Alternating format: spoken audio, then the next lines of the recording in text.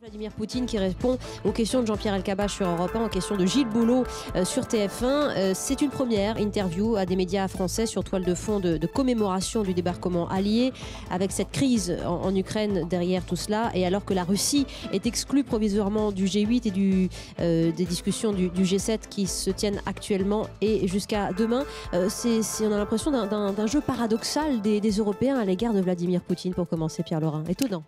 Je crois que les Européens ne savent pas trop actuellement ce qu'il convient de faire, tout simplement parce qu'on ne peut pas décider une politique à 28. D'autant plus que les pays sont très différents et que les pays ont des intérêts tout à fait divergents.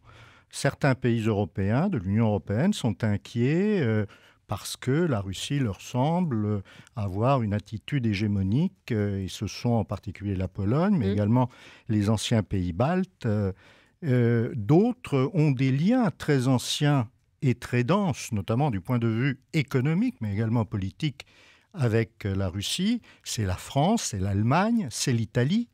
Donc, il faut trouver dans tout cela le plus petit commun dénominateur. Et pour cela, il est indispensable que certains pays puissent servir de passerelle et expliquer aux autres, regardez, nous avons rencontré Vladimir Poutine, voilà ce qu'il nous a dit, etc. Il nous a rassurés sur ceci, il nous a inquiétés sur cela. Alors justement, pays passerelle, François Hollande, trait d'union peut-être entre la Russie et Barack Obama, entre la Russie et l'Union européenne. Que Poutine accorde cet échange d'une demi-heure sur notre radio, ça veut dire quoi? C'est une opération séduction? La Russie a tout d'un coup davantage besoin de la France? Je crois que la France est effectivement l'un des pays qui compte aujourd'hui pour la Russie, parce que c'est un pays avec lequel, d'une part, il y a des liens très anciens, d'autre part, il y a une tradition, ou du moins un début de tradition de résolution des crises, avec le voyage de Nicolas Sarkozy en Russie au moment de la guerre avec la Géorgie en 2008.